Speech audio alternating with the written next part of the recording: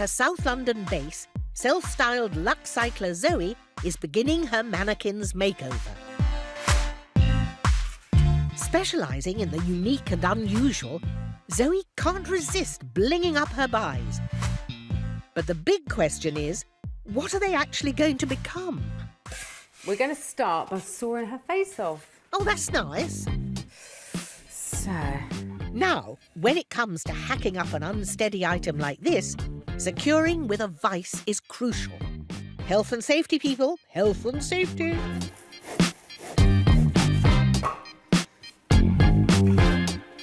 OK, well, that saw's nice, isn't it? Let's go and see what it looks like in a mirror. OK. Ooh, mirror, mirror on the wall. Who is the greatest upcycler of them all? Well, has to be you, darling. Cool. I'm luxury upcycling. And I'm making some artwork out of them. And so I've got this one and the copper one to do. I've done 2 gold, which look absolutely incredible. So this is Silverleaf. We start off by putting what's called a size all over. So it's like a special adhesive that we put all over. And then we leave that to cure for minimum half an hour. I left these overnight and it stays sticky. And then you place the sheets over gently and it stays to wherever you put the size. And then after that, we give him 2 to 3 coats of a special varnish. So they keep their shine, but also protects them. It's quite a messy job. It gets everywhere. But it's really satisfying. Creating this opulent look costs less than you'd think, with Zoe only having to spend 15 quid on her gold, silver and bronze leaf sheets. And the vintage jewellery she's adding only sets her back another 20 quid. It's a bit Romanesque, like Caesar. It's got nice brass breasts. This one's a hangy one, like the other 2 gold. This one's going to be tabletop. Okay. I can't wait for them to see at the factory what's happened to their mannequins that they were going to chuck out. Okay, so let's go and see what he looks like hung up.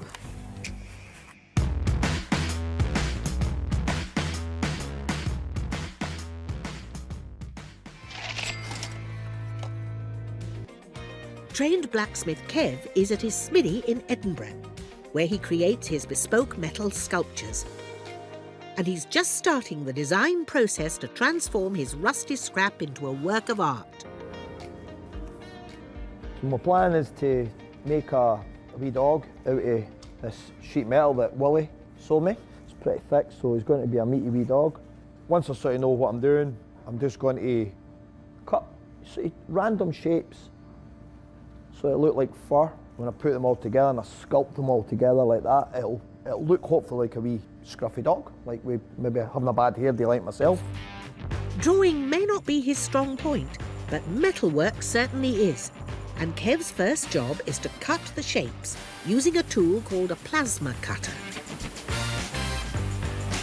The plasma cutter uses an electric charge to liquefy the metal, and jets of compressed air blow it all away. It's perfect for cutting the small pieces accurately and quickly. I'd like a go at that. These are my random wee shapes that I've cut, and when I put them all together, like so, that's then going to look like the sort of shaggy wool of my wee dog. Kev's art supplies cupboard, or skip, has plenty more scrap to choose from. Old metal bar is perfect for the skeleton outline of the dog. The wee sketch that I've done, I'm going to, just sort of pull it roughly. Doesn't have to be too good, and that'll give me my frame. As long as I sort of stay within the lines, I can make the fur do the rest of the work for me. This is his nose, this part of it now, so it's almost there.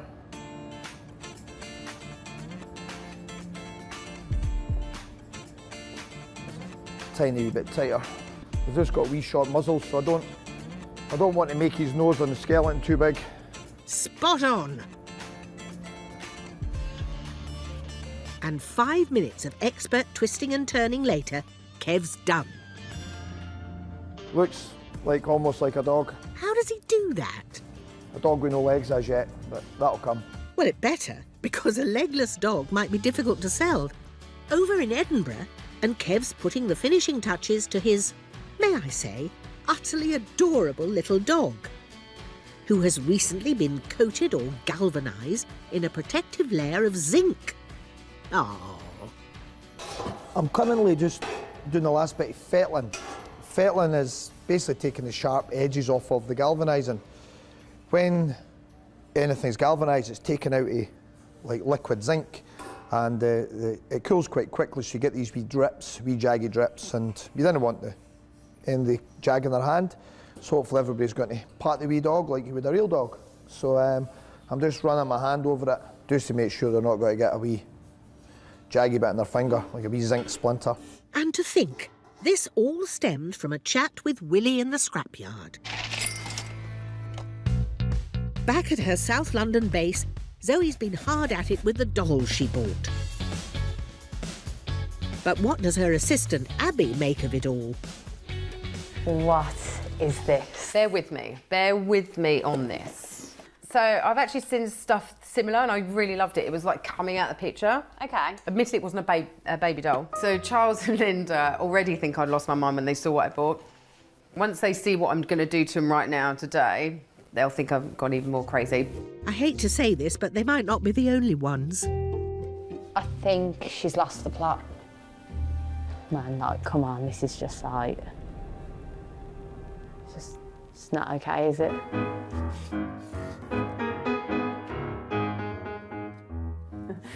I'm not happy with all my pictures. I got really upset last night in here because they weren't going to plan. There's a group of them with all the dolls coming out and I want them to hold letters that spell out love, but they just look a bit creepy. Yeah, you see?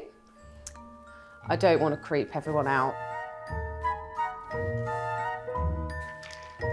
I did buy a lot of things.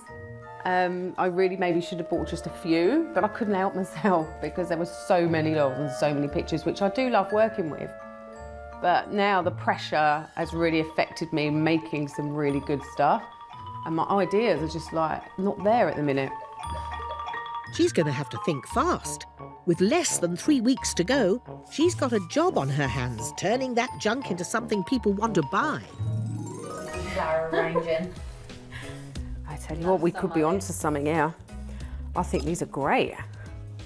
I think these will sell out in seconds. I don't know. So I'm going to put these stones in just to give them a bit of weight and also to make them look neat when we put the fake flowers in. Have you got some for me? That's it, just pull them. Good, aren't they? Brilliant. So easy. Oh, these are so much better though, aren't they, for the pictures? Oh, That was nice. I'm so gutted I wasted 2 dolls on those pictures. They're still a little bit creepy. Dave's not impressed. I think they're quite Marmite, but I think they're actually really cool bits of decor. Very quirky, very different. It was pure panic that gave me this idea because I got something completely different in my head to do with those pictures. And then after doing that, those 2 that just looked an absolute disaster, I was really worried. And I actually had a really late night here one night thinking, what am I going to do? And then it came to me the next day. It's amazing what happens when you panic. Pressure. Yeah. Ta-da! Hey, they look so good. It's really cool. I think they're actually going to go down really well. I've seen them about before. I've seen people do them, but I don't think they're as good as mine. I really like my colours, and I think these will really sell.